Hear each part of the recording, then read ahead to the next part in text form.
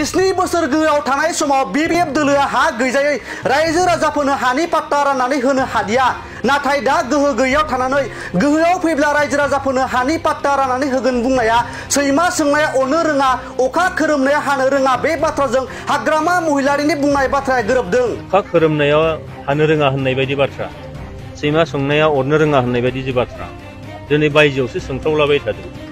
बियो माबा बुंनांगौबा एसेम्ब्लिनि सिङाव बुंनांगौमोन नाथाय एसेम्ब्लिनि सिङाव बिथाङा बुङाखै सिस्टेमाव बिथाङा फैयाखै।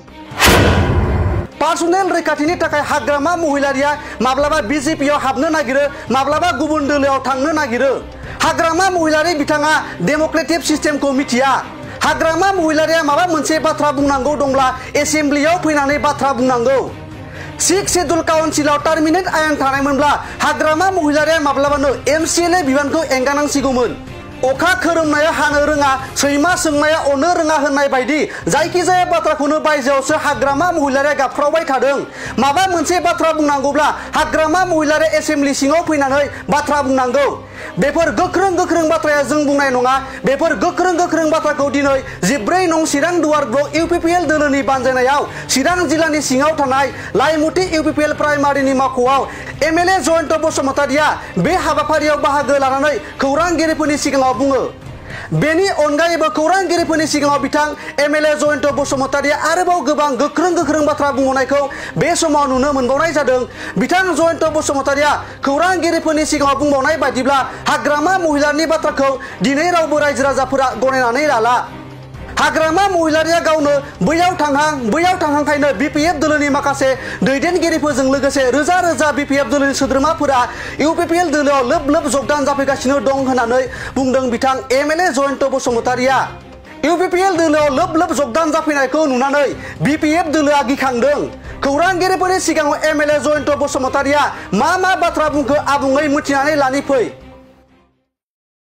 आरो बेथ' सासे गणतान्त्रिक माने पद्धतिखौ गणतान्त्रिक देशनि सिस्टेमखौ मोनथिग्रा सुबुंनि थाखाय बियो जोबोद मोनसे मुगैथाव जोबोद मोनसे सोंखारिथाव बे बाथ्रा बियो। मानोना हाग्रामा महिलारि बिथाङा सासे दिनै MCLA बिथाङा बोसोर मोनथाम टार्म बिथाङा शिफ्ट जालांबाय। बिथाङा माबा बाथ्रा बुंनांगौ दङबा एसेम्ब्लिनि सिङाव बिथाङा बुंनांगौ सिस्टेमाव फैनांगौ। डेमोक्रेटिक सिस्टेमखौ बिथाङा मोनथिया आरो बेनिखायनो दिनै बिथांनि MCLAयाथ' टार्मिनेट जानांगौ। मानोना मोनथाम एसेम्ब्लि कनसिकुवेन्टिभ मोनथाम एसेम्ब्लियाव जुदि एटेन्ड जाया टार्मिनेट जानांगौ बिथाङा। नाथाय दिनै 6 शेड्यूल काउन्सिल हिसाबै जोंहा बेबायदि जोंहा आयेन गैथ'वा। बे आयेनाव दंनायमोनब्ला बियो दिनैहाय टार्मिनेट जानांगौ। बेनिखायनो रायजो राजाफ्रा दिनैहाय मोनथिनो बाखि गैला हाग्रामा महिलारिया जे नोङो अखा खोरोमनायाव हानो रोङा होननाय बायदि बाथ्रा सैमा सोंनाया अरनो रोङा होननाय बायदि जे बाथ्रा दिनै बायजोआवसो सोंख्रावलाबाय थादों। बियो माबा बुंनांगौबा एसेम्ब्लिनि सिङाव बुंनांगौमोन नाथाय एसेम्ब्लिनि सिङाव बिथाङा बुङाखै सिस्टेमाव बिथाङा फैयाखै। दिनै जों नुदों प्राइम मिनिस्टार जानाया अपोजिसननि सिटआव जिरायो। चिफ मिनिस्टार जानाय तरुण गगৈ बिथाङा अपोजिसननि सिटआव जिरायनानै एसेम्ब्लि सिङाव खोथा बुंदों। दिनै BTCनि चिफ जानानै बिथाङा दिनैहाय एसेम्ब्लिनि सिङाव खोथा बुङाखै। बेनिखायनो बे अखा खोरोमनाया हानो रोङा सैमा सोंनाया अरनो रोङा होननाय बायदि बाथ्रा आरो बिथांनि खोथाखौ दिनै रावबो फोथायलिया। मानोना गावो पार्सनेल सिकिउरिटिनि थाखाय बिथाङा दिनैहाय BJPआव हाबनो नागिरो मालाबा बहाबा थांनो नागिरो। दा बेबायदियाव बिथांनि दोलोनि दिनै ब्लक मोनफ्रोमबो ब्लकआव रोजा BPFनि सोद्रोमाफ्रा दिनैहाय UPPLआव हाबनायखौ जों नुदों आरो बेखौ नुनानै बिथांमोना गिखांदों। बिनिखायनो जायगा फैनानै नैबे लाइमुथि बायदि ओनसोलाव फैनानै हा होगोन होननानै बुंफैदों। बे बिराद मोनसे मिनिथाव बाथ्रा आरोखि बियो मिनिथाव हास्यकर होननानै बुंदों जायखौ हास्यकर। जाय गोहोआव थानानै बिगासे हा होलांनो हायाखै बे मानसिफ्रा दिनै गोहोआव गैयैयाव हा होनायनि खोथा बुंदों।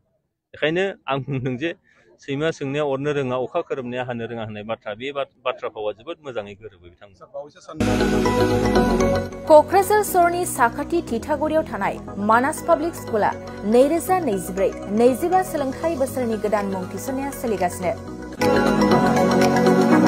टिटागुरियाव थानाय इंराजि बिजोंनि मानास पाब्लिक स्कुलाव दासान्दि नार्सारिनिफ्राय 8 थाखोसिम गोदानै मुं थिसननाया सोलिगासिनो। बे फरायसालियाव गुन गोनां सोलोंथाइ होनायजों लोगोसे फरायसाफोरनि थाखाय दं मोजां खाबुफोर। थाखो फोरोंथायनि अनगायैबो yoga classes, basic computer education, English speaking skill, maths and science projecting, highly experience faculty आरो स्मार्ट क्लासेसनि खाबुफोर दं।